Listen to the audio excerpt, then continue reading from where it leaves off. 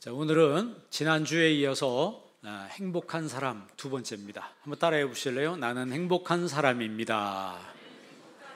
한번 더 해봅시다. 나는 행복한 사람입니다. 그런가요? 행복은 지난주에 말씀드린 것처럼 무엇이 행복이고 행복은 어디 있는가?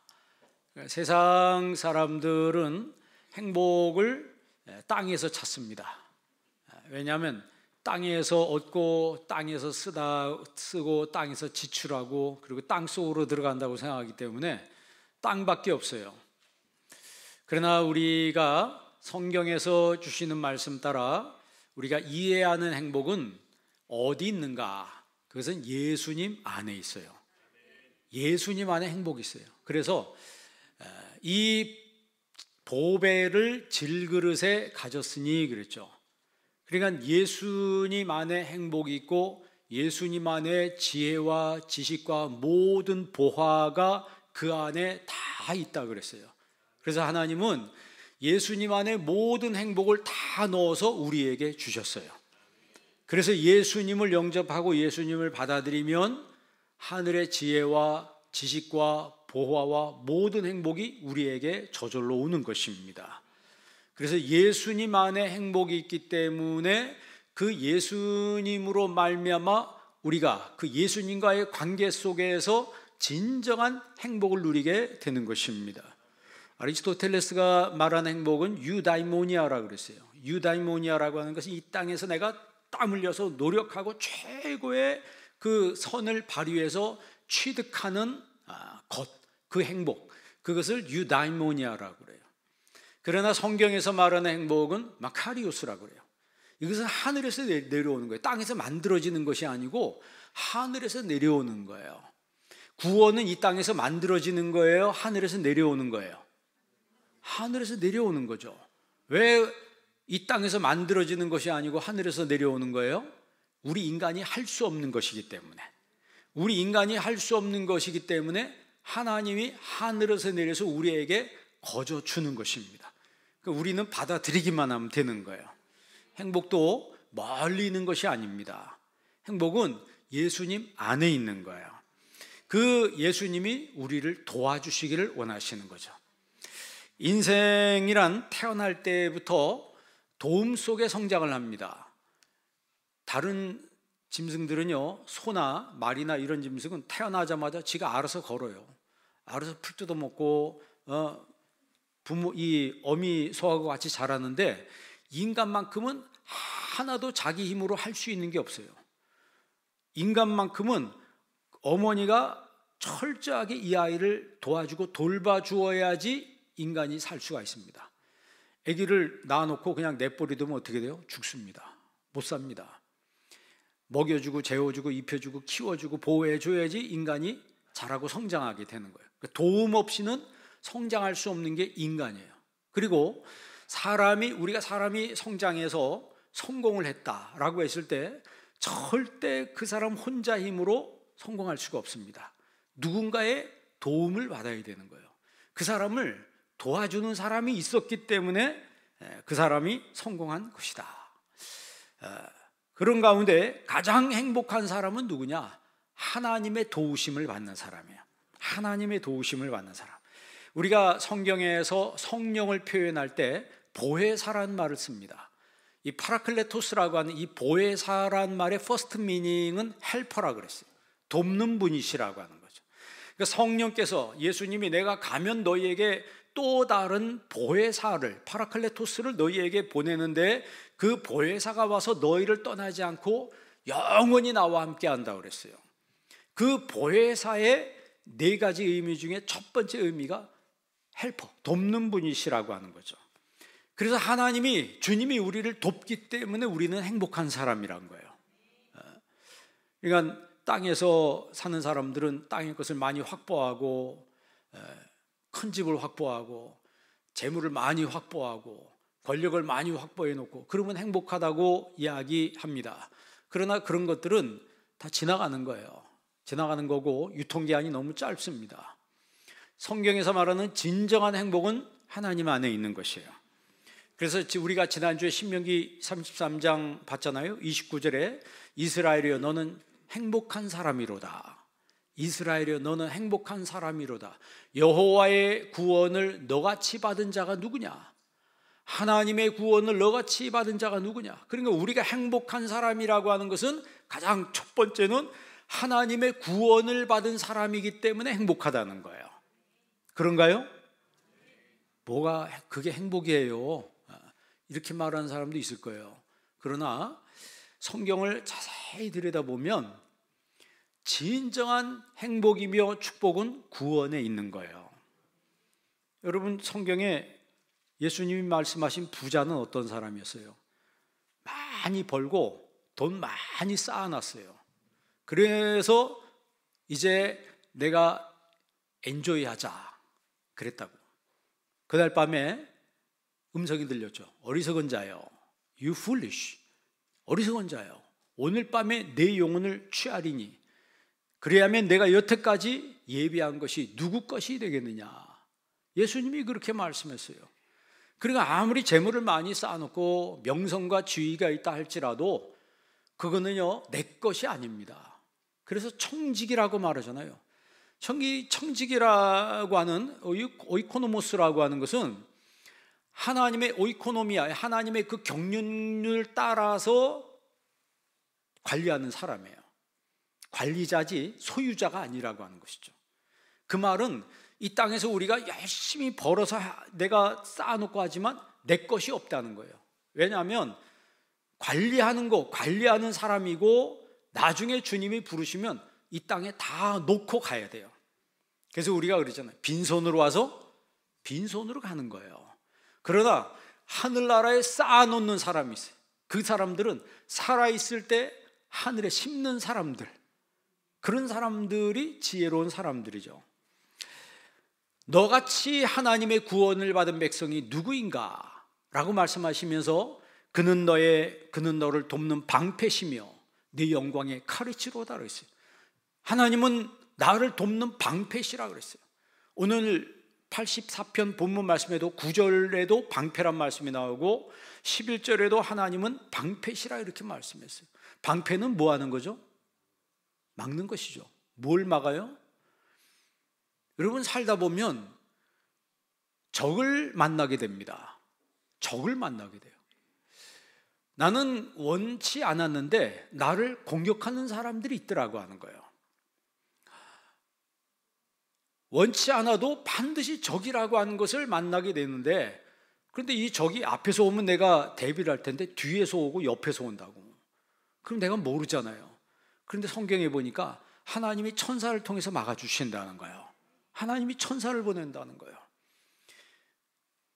그래서 나는 모르고 있었는데 하나님이 방패가 되어주셔서 막아주신다는 거죠.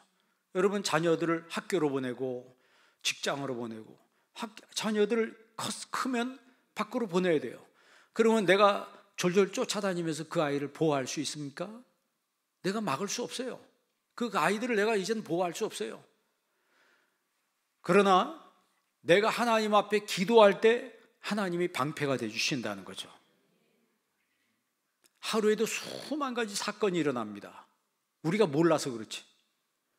경찰서에 가보면요, 그냥 사건들이 그냥 수북하게 쌓여 있어요. 수북하게 쌓여 있다고. 그래가지고 이 경찰 근무하는 분들이 막 정신이 없어요. 정신이 없다고. 어떤 때는 밥도 못 먹을 정도. 그러니까 우리는 편안하게 이렇게 지내는데 실제로 그 경찰서에 가보면 사건들이 너무 많이 일어나는 거예요. 그래서 각 지구대가 있잖아요. 그 지구대마다 계속 순찰을 돌고 무슨 사건 때문에 경찰서에 그 사람들이 피의자로 오기도 하고 이러잖아요. 나는 편안하게 지내는데 많은 사건들이 생기고 있어요. 그 얼마나 감사합니까? 그 하나님 막아주시고 있다는 거예요.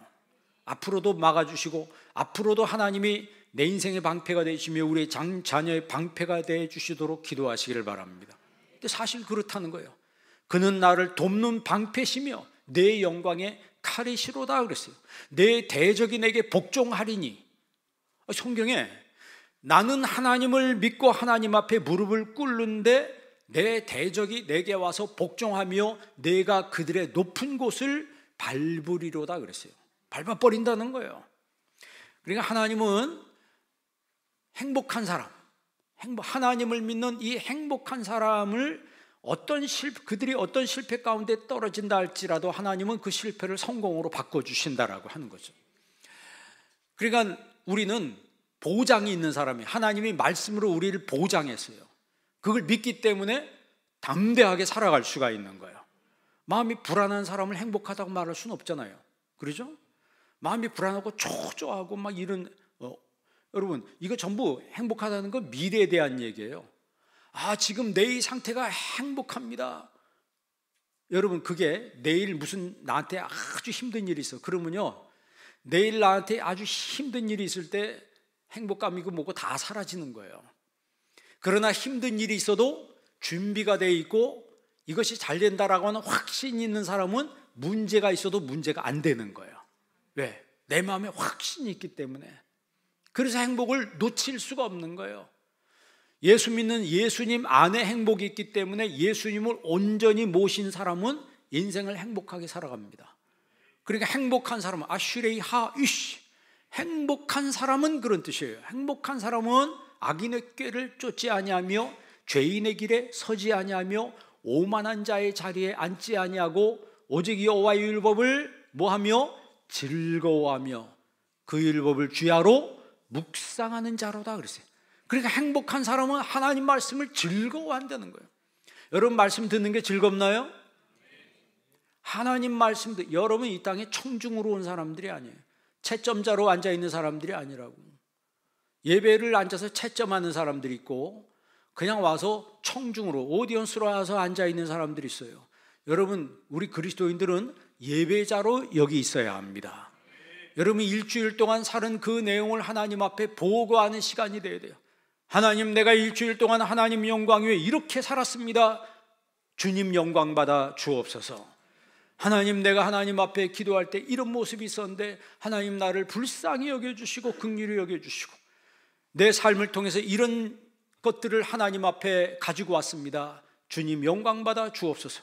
내 삶의 일주일 동안의 모든 모습을 하나님 앞에 결산하며 하나님 앞에 예배드리는 삶, 그런 것들을 즐거워하며 그의 말씀을 주야로 묵상하는 사람이 행복한 사람이란 거예요. 그러니까 행복한 사람은 어디다 갖다 놔도 행복하게 살아가요. 괴딱지 같은 집에 갖다 놔도 행복하게 삽니다. 어떤 좋지 않은 일에 처해도 그 사람의 행복을 상실할 수가 없어요. 왜? 그 사람 자체 안에 행복이 있기 때문에. 그러나 불행한 사람은 100평짜리 집에 갖다 놔도 불행하게 살아요. 불행한 사람은 아무리 럭셔리 같은 환경 속에 집어넣어도 불행하게 삽니다. 왜? 그 사람 자체가 불행하기 때문에. 환경이 행복과 불행을 말해주는 게 아니고 그 사람이 어떠한 사람인가에 따라서 행불행이 갈려지는 거예요. 그런 의미에서 여러분들은 행복한 사람 되기를 바랍니다. 행복은 어디 안에 있다고요? 지금 정답을 얘기해 주잖아요. 정답을 얘기해 줘요. 믿지 못하겠다고요? 그러면 믿지 못하겠으면 그냥 듣기나 하세요. 살다 보면 알게 될 거예요. 살다 보면 진짜 행복이 어디 있는지를 알게 될 때 그때 무릎을 치면서 그 하나님 말씀이 맞구나. 하나님 말씀을 즐거워하며 그 말씀을 주야로 묵상하는 사람이로다 그랬어요. 여러분, 성령 받고 은혜 받으면요, 주일 끝나고 월요일 되면 주일이 기다려져요. 그런 경험해 보신 분 있나요? 월요일이 됐는데 주일이 기다려져요. 하나님을 예배한 날이 기다려진다니까요. 모세가 광야 생활하는 이스라엘 백성들을 향해서 너희들은 행복한 사람이로다 그랬어요. 그러니까 그 말이 이해가 돼요. 양식은 하루분, 매일 만나가 하루분만 딱 내립니다. 그리고 낮에는 덥고 밤엔 추워요. 그리고 계속 40년 동안 이동을 해야 돼. 텐트 치고 텐트 걷고 텐트 치고 텐트 걷고. 이게 여러분 말이 쉽지. 몇 년 동안? 40년 동안. 여러분 휴가 가지고 텐트 치고 텐트 걷고 한 3일만 해봐요. 예? 돈 주고 하라 그래도 못한다고. 근데 40년을 계속 유목민으로 이동하면서 텐트 걷고 텐트 치고, 양식은 하루만 딱 내리고, 그런 그들에게 하나님께서 모세를 통해서 하신 말씀이 너희들은 행복한 사람이로다. 이해가 돼요? 입이 이만큼 나올지도 모르죠. 왜냐하면 이스라엘 백성들을 보세요. 광야 생활할 때 원망, 불평이 일상이 되어 있는 사람이에요. 원망, 불평이 일상이 되어 있는 사람들을 향해서 너희들은 행복한 사람이로다. 그거 왜 그래요? 딱 하나입니다. 하나님이 너희들을 구원했기 때문에. 그러니까 가장 중요한 것은 우리가 인생을 살아가면서 구원의 확신을 분명하게 해야 합니다. 오늘 여러분 성가대에서 찬양을 하는데 그날에 우리가 하나님께 들림받는 이런 찬양이더라고요. 예수님 재림에 대한 찬양이에요. 우리는 이 땅에 오래 살 사람, 영원히 살 사람들이 아니에요. 여기 있는 여러분들은, 앉아있는 여러분들이 이 땅에서 영원히 살 사람들이 아닙니다. 50년, 60년 후에 이 자리에 누가 앉아있을 것 같아요? 여기 아주 젊은 친구들은, 여기 학생들은 아마 그때까지 살아있을 거야. 그런데 여기 전반전 끝나고 후반전 들어간 사람들은 50년 지나면 여기 없어요. 여러분 집에도 없어. 그러면 여러분 집에 누가 살 것 같아요? 여러분이 사는 집에 누가 살 것 같아요? 다른 사람이, 생전 모르는 사람이 들어와 살든가. 이 예배당도 싹 물갈이가 될 거예요. 여기 있는 사람은 거반 다 떠나고 여기 젊은 친구들, 그때 할머니 할아버지 돼가지고, 그 전에 예수님 오실지 모르지만, 그러나 분명한 것은 우리가 이 땅에서 영원히 살 사람들이 아닙니다. 성경은 계속해서 우리에게 강조하는 말씀이 뭐냐면 너희들은 나그네라고 하는 거예요. 나그네라고 계속 이야기를 하고 있습니다. 근데 우리는 그걸 부정합니다. 아니야, 나는 이 땅에 영원히 살 거야. 아주 오래 살 거야. 뭐 건강 관리하고 뭐 그래봤자 죽어요. 그래봤자 때가 되면 하나님이 배급해 주신 만큼만 사는 거예요. 내 수명을 내가 정하는 게 아닙니다. 내 수명을 내가 정하는 것이 아니고 하나님이 정해놓은 것이, 단 건강하거나 그렇지 않거나 그 차이겠죠. 행복한 사람은 오늘 아픔이 있어도 내일의 열매가 풍성한 것을 알기 때문에 우리가 감사하며 힘있게 사는 거예요. 여러분 오늘 예배에 나왔지만 여러분 삶 속에 정말 힘든 일이 있는 분들이 있을 거예요. 그런 분들은요, 내 삶에 지금 아픔이 있어도 내일의 풍성한 열매가 준비되어 있다는 사실을 믿기를 바랍니다. 그러면 그 사실을 믿으면 아픔이 있어도 아픔이 안 돼요. 왜? 내 행복을 뺏어갈 수가 없다고. 다시 말씀드리지만 행복한 사람은 어디에 갖다 놔도 행복하게 삽니다. 그러니까 여러분 자신이 행복한 사람이 되기를 바랍니다. 그러면 사회 속에 들어가잖아요. 우리가 그러잖아요. 우리나라 사람들이 왜 불행하다고 그래요? 비교의식 때문에 불행하다는 거예요. 자꾸 비교하잖아요. 집 비교하고 차 비교하고 신분 비교하고 물질 비교하고. 그러니까 상대적 박탈감을 느낀다고 이렇게 얘기를 해요. 그래서 내가 뭐 그냥 있는 힘을 다해서 돈 벌어가지고 내가 자신 있게 저 사람 앞에 떵떵거리겠다고 그 수준에 딱 갔어요. 그 수준에 올라가면 행복할 줄 아세요? 거기 올라가면 나보다 더 잘 산 사람 만납니다. 그러면 내가 거기서 10배는 노력해서 그 위에 올라갔어. 이제는 내가 다 아래로 내려다보며 살리라. 그게 된 줄 아세요? 거기 올라가면 나보다 더 잘 산 사람을 만납니다. 그래서 더 노력해서 더 높은 데 올라갔어. 그럼 행복해요? 거기 올라가면 누구 만난다고요? 나보다 더 잘난 놈을 만난다 이 말이에요. 그러면 거기서 행복할 줄 아세요? 그 단계에 올라가면 거기에 나보다 더 잘난 사람이 버티고 있더란 얘기예요.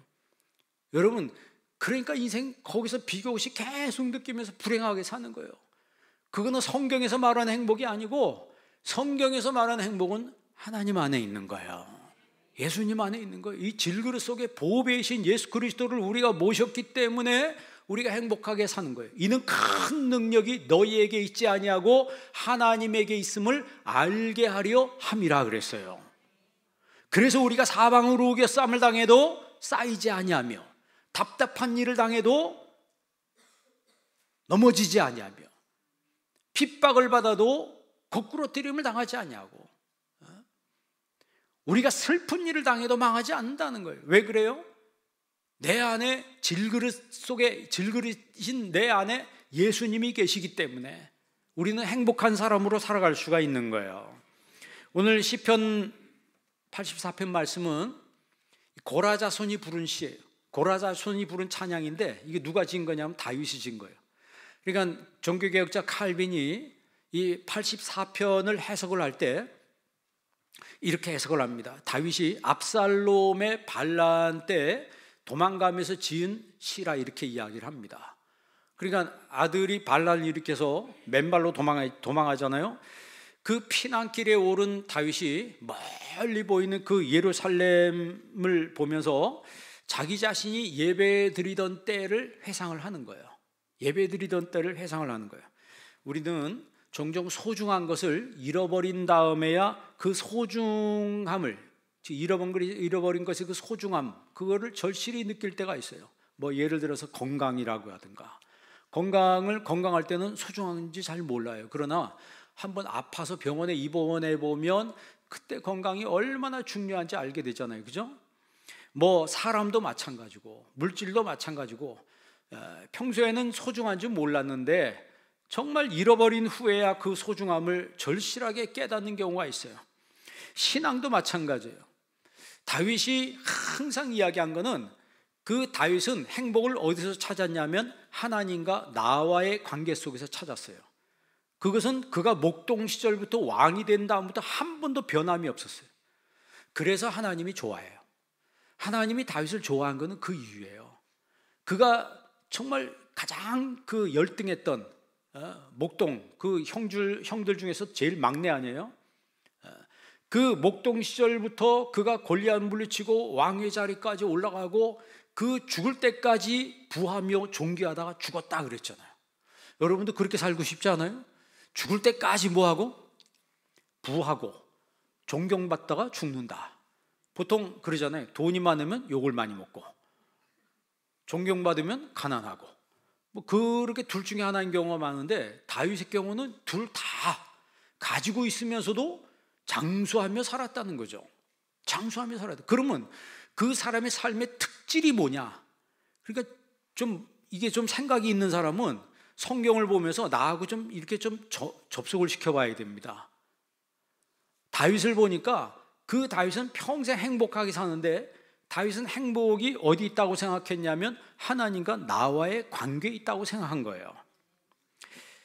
여러분, 예수님의 행복의 기준을 이야기할 때 뭐라 그랬어요? 사람이 떡으로만 사는 것이 아니요 하나님 입에서 나오는 모든 말씀으로 살 것이니라 그랬어요. 하나님 입에서 나오는 모든 말씀으로 사는 것이 인간의 행복이다. 행복한 사람은 악인의 길을 쫓지 아니하며 죄인의 길에 서지 아니하며 오만한 자의 자리에 앉지 아니하고 오직 여호와의 율법을 뭐하여? 즐거워하여 하나님 말씀을 즐거워하여 그 율법을 주야로 뭐하는 자로다? 묵상하는 자로다. 그러면 거기까지 우리는 알아요. 그럼 그 다음에 무슨 말씀이 있을까요? 그는 이렇게 시작해요. 그는 시냇가에 심은 나무가 시절을 쫓아 과실을 맺으며 풍성한 열매가 있는 거예요. 그리고 그 잎사귀가 마르지 아니함 같으니 그가 행하는 모든 범사가 다 형통하리로다 그랬어요. 그게 바로 행복한 사람의 결론을 성경이 우리에게 말씀해 주고 있는 거예요. 그러니까 더 쉽게 얘기하면 행복한 사람은 하나님의 말씀을 사모하며 하나님과의 관계를 소중히 하며 그런 사람을 하나님께서는 열매가 풍성하게 하고 그 잎사귀가 싱싱하고 마르지 않고 푸르청청하다는 거예요. 그리고 그가 행하는 모든 범사가 다 형통하리로다. 성공하게 하신다라고 하는 거죠.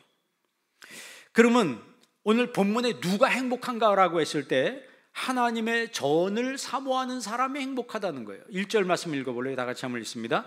만군의 여호와여 주의 장막이 어찌 그리? 그러니까 다윗은 하나님의 전을 너무 사랑하는 거예요. 여러분 교회를 사랑하시기를 바랍니다. 신앙생활 할 때 교회를 사랑하는 사람, 떠돌이같이 떠도는 게 아니고 정말 내가 다니는 교회를 사랑하는 사람, 주의 전을, 주의 장막이 어찌 그리 사랑스러운지요. 그래서 내가 하나님 앞에 예배를 드릴 때 정말 예배 드리는 이 예배가 너무 사랑스럽고 기쁨이 되는 이런 사람이 성령의 사람이요 행복한 사람이라고 하는 거예요. 아까 말씀드린 것처럼 우리는 예배 채점자로 앉아있는 사람들이 아니고 예배 청중으로 앉아있는 사람들이 아니고 하나님을 예배하는 예배자로 앉아있는 사람이라고 하는 거죠. 그래서 본문의 기자는 다윗은 주의 전을 너무나 사랑한다고 고백하고 있어요. 사람은요 사랑할 때 아낌없이 줄 수가 있는 거예요. 여러분 진정으로 내가 사랑하면 그 사람한테 내가 뭘 줘? 아까워요 안 아까워요? 아깝지 않습니다. 여러분 자녀할 때 줄 때 아까워요 안 아까워요? 자녀한테 쓰는 건 하나도 이상하게 아깝지가 않아요. 왜 그래요? 이게 나와 뗄 수 없는 관계이기 때문에 그래요. 하나님과 나와 뗄래야 뗄 수 없는 관계라고 할 때 하나님 앞에 드리는 게 기쁨인 거예요. 우리는 이미 많은 은혜를 받았어요. 구원의 은혜를 받았습니다. 천국 자녀의 은혜를 받았어요. 영생의 은혜를 받았습니다. 하나님의 말씀의 은혜를 받았어요. 우리는 세상 가운데서 살아갈 때 신앙과 세상의 공통점이 있어요. 그게 뭐냐면 받는 것이 있고 바쳐야 하는 것이 있다는 거예요. 내가 받는 것이 있고 바쳐야 하는 것이 있어요. 그런데 우리 인간은 욕심이 많기 때문에 받는 권리를 좋아하는데 바치는 의무는 싫어하죠. 믿는 사람들도 받는 은혜는 좋아하는데 우리가 해야 될 사명에 대해서는 별로 달갑지 않게 생각하는 사람들도 있습니다. 그러나 우리 신앙인에게는 사명도 은혜인 것을 알아야 됩니다. 사명이 뭐예요? 내가 반드시 해야 될 거죠. 내가 반드시 해야 될 일을 미루거나 내가 다른 사람한테 토스하는 게 아니고 그걸 내가 감당하겠다라고 생각하는 것, 그 자체가 은혜라고 하는 거예요. 여러분 2절 한번 읽어볼래요? 2절 말씀 다 같이 한번 읽습니다. 내 영혼이 여호와의 궁정을 사모하여 쇠약하며 내 마음과 육체가 살아계신 하나님께. 또 여기서 하나님의 전을 사랑한다고 했다가 2절에는 사모한다고 그래요. 여호와의 궁정을 사모하여 쇠약하며. 그러니까 이 말은 우리나라 말로 더 쉽게 표현하면 상사병 걸렸다. 여러분 상사병 걸린 적 있어요? 상사병이 뭐죠? 내가 어떤 사람을 마음으로 사랑하는데 눈만 뜨면 누구 생각? 그 사람. 밥술을 떠도 누구 생각? 그 사람 생각. 무슨 일이라도 그 사람 생각이 계속 나는 거예요. 그런데 그 사람은 날 잘 몰라. 이 상사병 걸리면 무슨 일이든 24시간 그 사람만 생각난다는 거예요. 지금 다윗이 그런 상태라는 거예요. 여호와의 궁정을 사모하여 쇠약하며 내 마음과 육체가 살아계신 하나님께 부르짖나이다. 이 부르짖는다는 말 히브리 말로 라난이라고 하는데 고함치듯이 소리하며 호소하는 거예요. 고함치듯이 소리 지르며 호소한다는 거예요. 하나님 앞에 막 주여, 내가 주님을 사랑한다고 하나님 앞에 막 소리 지르면서 하나님 앞에 기도하며 부르짖는 이 다윗의 모습을 하나님이 물끄러미 보고 계시면서 네가 날 그렇게 좋아하니? 내가 널 그렇게 사랑하니? 그러니까 다윗은 하나님 앞에만큼은 정말 자신의 사랑하는 마음과 사모하는 마음을 아낌없이 고백했던 그런 사람이에요. 그러니까 그 관계를, 다른 건 인간적인 실수가 많았잖아요.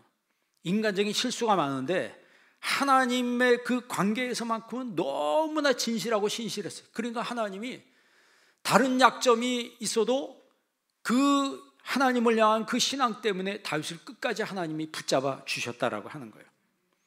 여러분 중에 교회에 오기를 애타게 사모하는 사람이 있습니까? 오늘 주일이 애타게 기다렸던 사람 있어요?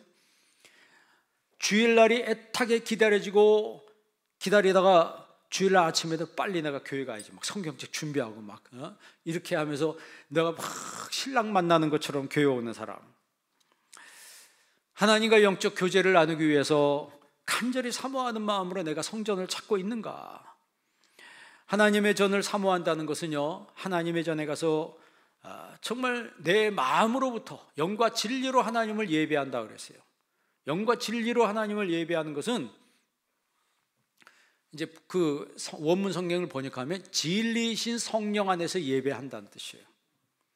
진리이신 성령 안에서 예배한다는 거예요. 내 하나님을 진리이신 성령 안에서 예배한다. 성령과 진리로 예배한다는 것이죠. 그러니까 다윗이 왜 이렇게 더 안타까운 마음으로 하나님의 성전을 사모해요? 지금 압살롬의 반란 때문에 도망간 상태거든요. 그러니까 이제는 성전에 가서 예루살렘에 가서 예배를 드리고 싶어도 못하는 그런 심정이에요. 못하는 상태예요. 그러니까 너무 속이 타는 거예요. 너무 속이 타는 거예요. 우리가 이 성전을 짓기 위해서 여러분들이, 여기 계신 여러분들이 물질을 드리고 또 헌신을 해서 이 성전이 여기 세워졌습니다. 그리고 주일마다 와서 여러분들이 봉사해요. 왜 그렇게 하죠? 왜 그렇게 합니까? 하나님의 전을 사모하고 사랑하는 마음이 있기 때문에 그렇게 하는 거예요. 그렇죠? 그냥 저절로 세워졌어요? 이게 저절로 세워졌습니까? 그냥 세워진 게 아니에요. 여러분들이 다 헌금하고 여러분들이 헌신해서 이게 세워진 거라고요. 제가 만나는 목사님들이 다 물어봐요. 저한테 뭐래요? 몇 명 떨어졌어요? 몇 명 떨어졌냐고 자꾸 그걸 물어봐. 떨어진 사람 없어요. 왜 자꾸 물어봐? 그러니까 사람들은 뭔가 자꾸 안 되길 바라는 거예요. 뭔가 안 돼야지 기분이 좋고, 그런 마음이 있다니까요. 우리 사람들은요.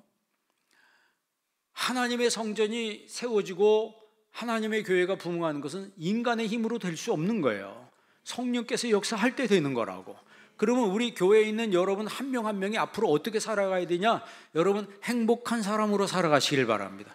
여러분의 행복을 그 누구도 뺏는 사람이 없기를 바랍니다. 하나님의 전을 사랑하는 사람이 행복한 사람이에요. 오늘 다윗이 그걸 이야기하는 거예요. 하나님의 전을 위해서 봉사하는 사람도 행복한 사람이에요. 그러나 세상은 하나님의 전을 사랑하지 않고 오히려 파괴하죠. 파괴합니다. 지난주에 베트남에 갔을 때, 베트남을 한 15년 전에 한번 갔던 것 같아요. 그때 갔을 때보다 굉장히 발달했더라고요. 굉장히 발달했는데 차이점이 있어요. 그게 뭐냐면 발달했는데 교회가 없어요. 그때도 갔을 때 교회가 없었어요. 왜냐하면 공산국가니까. 그 선교사님한테 물어보니까 등록을 할 때 기독교인이다 아니다 그걸 써야 된대요. 기독교인은 공무원이 못 된대요. 그러니까 좋은 직업을 절대 주질 않아요. 그러면 내가 출세하려면 기독교인이 되면 기독교인이 되면 출세할 수가 없는 거예요. 그런 사회예요. 그런 사회에서 지금 어떻게든 선교사님들이 가서 지금 한류가 너무 뜨니까 이건 막을 수도 없고, 한국말을 배우려고 하는 사람들이 그렇게 많다. 한국어를 배우면 보수가 페이가 4배, 5배가 많다는 거예요. 그러면서 경제는 계속 열어놔서 발달은 됐는데 뒤에서 기독교는 암암리에 무섭게 핍박을 한다는 거예요. 계속 쪼이고 선교사님들은 자꾸 그걸 안 내주니까 나갔다 들어와야 되고 나갔다 들어와야 되고 지금 그런 상태예요. 그러니까 신학교 이제 기독교에 한 3,000평 이렇게 땅을 이렇게 4,000평인가 줬어요. 거기다 이제 뭘 하겠냐? 제도적으로 다 막아놨으니까. 그런데 한국에서 헌금을 보내고 막 여기저기 헌금을 보내가지고 한 7층짜리인 거예요. 신학교 빌딩을 뼈대만 세워놨어요. 지금. 콘크리트가 뼈대만 쫙 올라가 있어요. 거기 가서 뜨겁게 기도하다 왔습니다. 이 베트남 땅에 하나님 나라가 확장되게 하여 주옵소서. 젊은 사람들이 일어나게 하여 주옵소서. 그러니까 이 선교사님들이 젊은 사람들을 놓고 지금 사역을 하고 있어요. 그러니까 옛날처럼 막 전도하고 이런 거 못 하잖아요. 전도 못 하고 젊은 사람들 붙잡아서 한 명 한 명 놓고 그 사람을 키우는 거예요. 사람을 키우는 거예요. 베트남이 공산화됐잖아요. 옛날에 남쪽 민주정부와 북쪽 월맹군하고 박터지게 싸워서 결국 남쪽 민주정부가 졌어요. 그래서 공산화가 됐습니다. 공산화되면서 제일 먼저 한 게 뭐예요? 교회를 다 부숴버려요. 교회를 다 부수고 기독교인의 재산을 다 몰수하고 처형시켰어요. 그래서 살기 위해서 보트피플로 그 떠난 사람이 무수하게 많잖아요. 기독교인이면서 공산 월맹군을 따랐던 사람들도 처형됐어요. 아니 그 사람들은 기독교인이지만 그래도 월맹군 따랐잖아요. 공산군으로.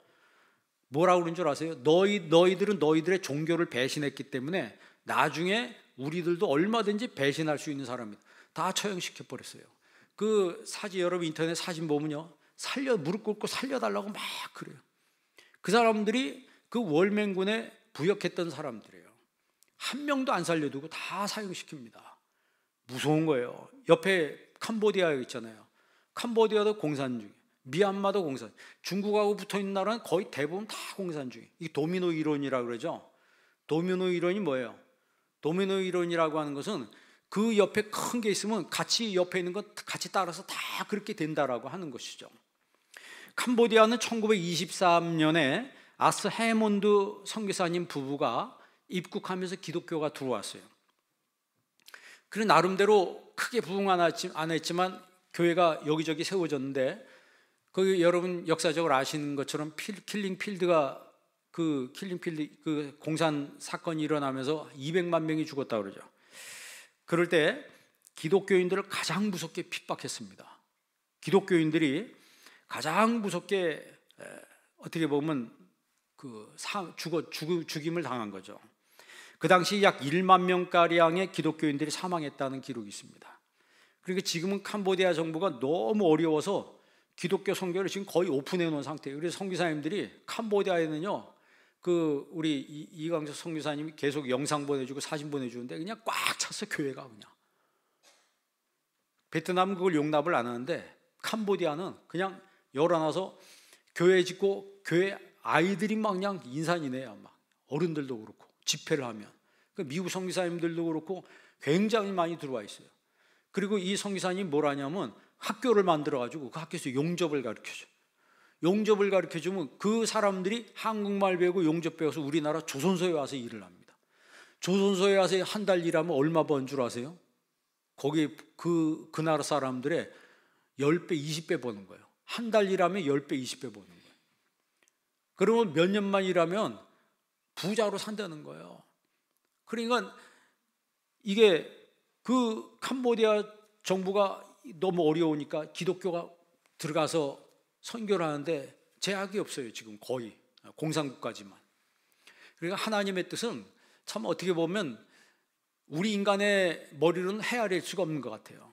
중요한 것은 우리가 살아있는 날 동안에 하나님의 뜻을 이루어드리는 삶을 살아야 된다는 거죠. 하나님의 뜻을 이루어드리는 것을 행복으로 여기고 하나님 앞에 예배드리는 것을 행복으로 여기는 그런 사람이 기독교인이라고 하는 거예요. 여러분 기독교인이죠? 여기 무신론자 있습니까? 손 들어보세요. 무신론자가 와 있을 수도 있어요. 교회는 다니는데 무신론자다. 그러나 우리는 교회에 나오면 여러분 크리스찬으로 와 있어야 합니다. 그리고 하나님이 그런 사람을 기뻐하시는 거예요. 다윗은 미치도록 하나님을 너무나 좋아했던 사람이고, 바울도 예수님을 믿어서 미치도록 행복했던 사람이라고 자신의 고백을 합니다. 그래서 나의 달려갈 길과 주 예수께 받은 사명이 있다고 말합니다. 그 사명이 뭐예요? 은혜의 복음을 증언하는 길이라고 했어요. 은혜의 복음을 증언하는 일을 다 마칠 때까지는 내 생명을 조금도 귀한 것으로 여기지 않는다라고 선언해요. 그러니까 하나님의 집이 세워지고 교회가 세워지고 그 하나님의 집을 위해서, 교회를 위해서 선교하고 헌신하는 것을 행복으로 여기는 사람. 4절 한번 읽어보실래요? 4절 말씀 다 같이 있습니다. 주의 집에 사는 자들은 복이 있나니 그들이 항상 주의 집에 사는 사람들은 뭐가 있다? 이게 에쉐르, 행복하다는 얘기예요. 그리고 오늘 여기 예배 여러분 나왔는데 여러분 행복하시기를 바랍니다. 옆 사람한테 인사해 보실래요? 행복하세요. 행복하세요. 아무런 뜻도 없이 그냥 시키니까 그냥 그렇게 하지 말고 마음으로부터, 여러분 내 마음속에 행복이 있어야지 행복을 줄 수 있는 거예요. 행복이 없는 사람은 절대 행복하세요 이런 말 할 수가 없습니다. 내 마음속에 행복이 있는 사람이 다른 사람한테 행복을 줄 수도 있는 거예요. 여러분 주의 집이라고 하는 것은 신약적인 의미로 교회를 의미하는 거예요. 바울이 이방 전도하기 위해서 얼마나 많은 수고를 했습니까? 바울이 이렇게 고백합니다. 내가 수고를 넘치도록 하고 옥에 갇히기도 더 많이 하고. 잘 보세요. 수고도 많이 했는데 감옥에 갇히는 것도 더 많이 갇히고, 매도 수없이 맞고, 여러 번 죽을 뻔하고, 유대인들에게 40에 하나 감한매 5번이나 맞고, 태장으로 3번 맞고, 1번 돌로 맞고, 파선당하고, 여러 번 여행하면서 강의 위험, 강도의 위험, 동족의 위험, 이방인의 위험, 시인의 위험, 광야의 위험, 바다의 위험, 거짓 형제의 위험, 이런 여러 가지 위험을 당했습니다. 그런데 자지 못하고 춥고 헐벗고 자기는 그렇게 힘들었지만 바울의 고백은 행복하다는 거예요. 왜 그래요? 예수님의 일을 감당하고 있기 때문에. 그러니까 우리가 생각하는 행복의 기준하고 너무나 다르잖아요. 그러니까 이제는 내가 내 행복의 기준을 성경에 맞춰야 돼요. 이거 맞추려면 힘들어요? 쉬워요? 힘들죠. 왜? 여태까지 세상의 행복으로 이미 무장이 돼 있고 이게 벌써 세뇌가 돼 있어가지고 이게 성경의 행복으로 내 인생의 행복을 세계관을 바꾸려 하면요, 이 안에서 영적 전쟁이 일어납니다. 굉장히 힘들어지는 거예요. 그러나 여러분, 그 영적 전쟁에 싸워 승리하시기를 바랍니다. 자, 5절 말씀 읽어볼래요? 그게 바로 5절이에요. 다 같이 읽습니다. 주께 힘을 얻고 그 마음에 시온에 데려가는 자는 복이 있나이다. 아멘. 주께 힘을 얻고 그 마음에 뭐가 있는 사람? 시온의 대로가 있는 사람. 그러면 시온의 대로가 도대체 뭘까요? 시온의 대로라고 하는 것은 뜻을 정하는 사람이에요. 뜻을 정하는 거예요. 마치 다니엘처럼. 다니엘은 시온의 대로가 확 열린 사람이에요. 그래서 뜻을 정했기 때문에 어디다 갖다 놔도 그는 행복하게 살았어요.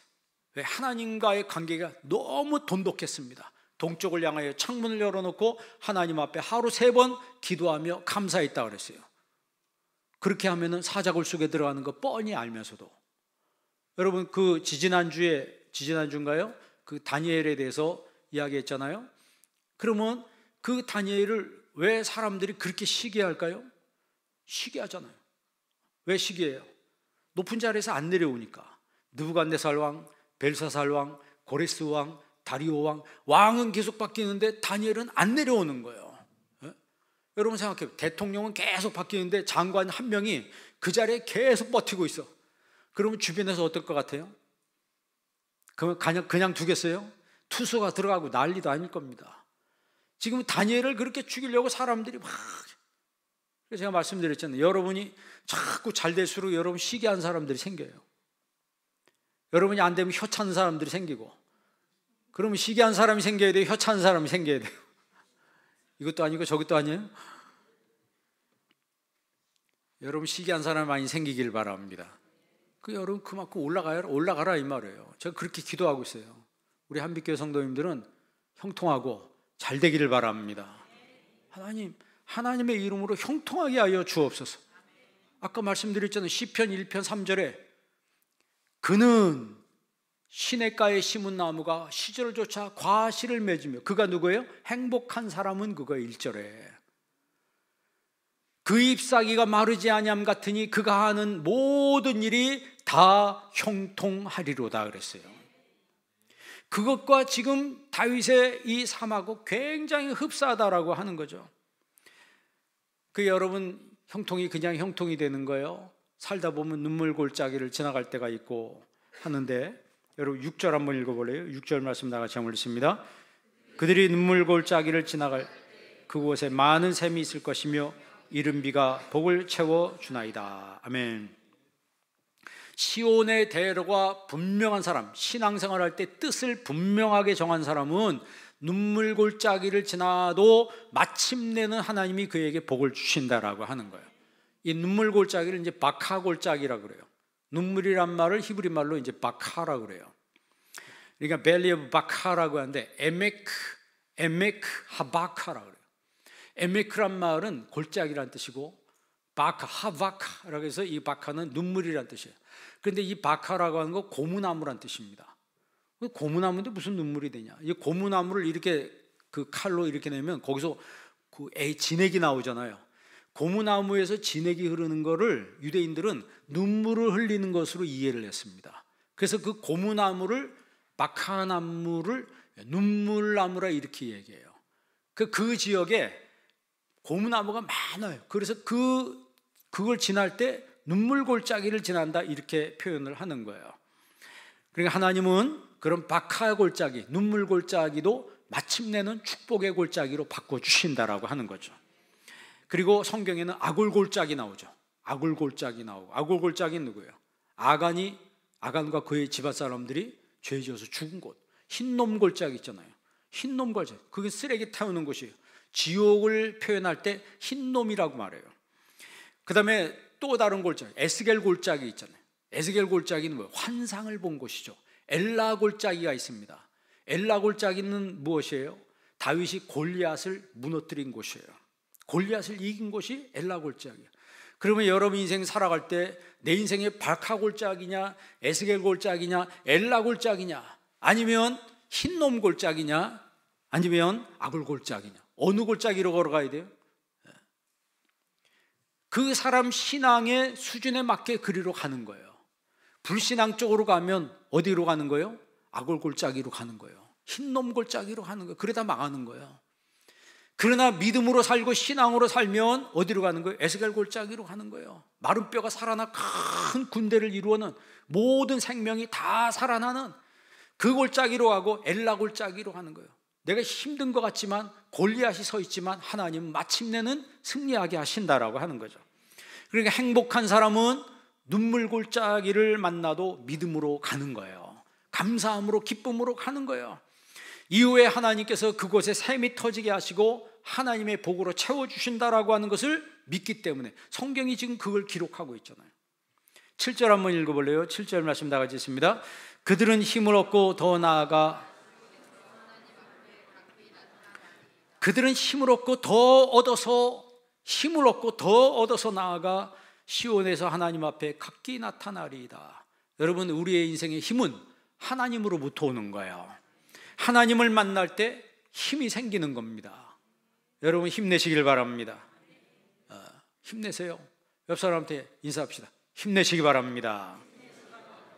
힘내세요. 사도행전에 보면 9장 22절에 사울은 더 힘을 얻어 예수를 그리스도라 증언했다 그랬어요.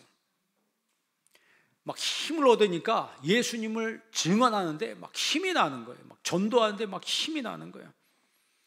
영혼에 힘이 있는 사람이 하나님 교회 중심으로 사는 거예요. 그래서 다윗은 고백할 때 뭐라고 고백합니까? 내 하나님 성전에 문지기로 있는 것이 좋사오니 궁궐에 있는 것보다 하나님 성전에 문지기로 있는 것이 더 좋습니다. 교회를 지키는 사람들. 10절 한번 읽어볼래요? 10절 말씀 다 같이 있습니다. 주의 궁정에서의 한 날이 다른 곳에서의 첫날보다 나은즉 악인의 장막에 사는 것보다 내 하나님의 성전 문지기로 있는 것이 좋사오. 아멘.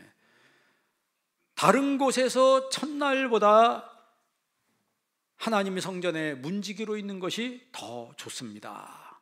지금 다윗은 그 고백을 해요. 그러니까 지금 1절부터 계속 고백을 하는 것이 뭐냐면 하나님의 성전을 사랑한다는 얘기예요. 하나님의 성전을 사모한다는 거예요. 그리고 더 나아가서 하나님 성전에 문지기로 있는 것이 더 좋겠습니다. 왕이 해야 될 게 얼마나 많아요? 누릴 게 얼마나 많습니까? 그 누리는 거 다 차치하고 가장 먼저 하나님 성전에 문지기로 있는 것이 좋습니다 라고 고백하는 것은 누가 이렇게 고백할 수가 있습니까? 자, 11절 말씀 읽어보겠습니다. 여호와 하나님은 해요 방패이시라. 여호와께서 은혜와 영화를 주시며 정직한 자의 좋은 것을 아끼지 아니하실 것임이니이다. 아멘. 그러니까 하나님의 행복으로 믿음을 지켜나가는 사람에게 결국은 아끼지 않고 하나님이 좋은 것을 아끼지 않고 다 주신다라고 하는 거예요. 마지막 12절 한번 읽어보겠습니다. 만군의 여호와여 주께 의지한 자는 복이 있나이다. 아멘. 지금 84편에 1절부터 12절까지 복이란 말이 4번 나옵니다. 4번 나와요. 그러니까 하나님 안에 행복이 있다는 사실을 지금 이야기하는데 이 다윗이 하나님과의 관계 속에서 행복을 찾았다라고 하는 거예요. 그리고 오늘 우리가 이제 말씀을 맺겠습니다. 내 인생에서 행복을 나는 어디서 행복을 찾았는가? 어디서 행복을 찾는가? 사람들은 물건에서 행복을 찾고 집에서 집 짓는 걸 행복으로 찾고, 성경에서 말하는 건 그런 거 행복의 조건이 아니라고 하는 거예요. 진정한 행복은 하나님 안에 있다라고 하는 거예요. 그러니까 여러분 안에 예수님을 온전히 모시길 바랍니다. 내 안에 예수님을 온전히 모실 때 그 사람은 진정으로 다윗처럼 행복한 사람으로 살아갈 수가 있는 거예요. 그래서 그가 고백한 것이 뭐예요? 내 하나님 성전을 사랑한다는 거예요. 내 하나님의 성전을 사모한다는 거예요. 내 하나님 성전의 문지기로 있는 것이 더 좋다라고 얘기합니다. 누가 그렇게 이야기할 수 있어요? 여러분, 부자라고 생각해요. 어떤 부자가 하나님 교회 사랑하고 교회 성전의 문지기로 있는 것이 더 좋습니다, 이렇게 말하는 사람이 과연 몇 명이나 있을까요? 오늘 우리는 우리의 세계관이 성경에서 말씀하는 것을 내 인생 세계관으로 고쳐나갈 수 있는 지혜로운 사람이 되어야 합니다. 여러분 마음속에 하나님을 향한 시온의 대로가 활짝 열려서 행복한 모습으로 살아가는 믿음의 사람 되길 주의 이름으로 축원합니다. 기도하겠습니다. 하나님 아버지, 감사합니다. 오늘 시간에 저희들에게 하나님의 말씀을 주셨습니다. 다윗은 하나님의 성전에서 행복을 찾으며 성전을 사모하며 성전을 사랑하며 하나님의 성전의 문지기로 있는 것을 더 좋다라고 고백했습니다. 아버지 하나님, 이런 다윗을 하나님이 가장 높은 곳에 올리고 그가 죽을 때까지 부하고 존귀하다가 하늘나라에 가도록 인도하신 하나님, 저희들의 살아있는 날 동안에 하나님 안에서 행복을 누리는 믿음의 사람이 되게 하여 주옵소서. 예수님의 이름으로 기도합니다. 아멘.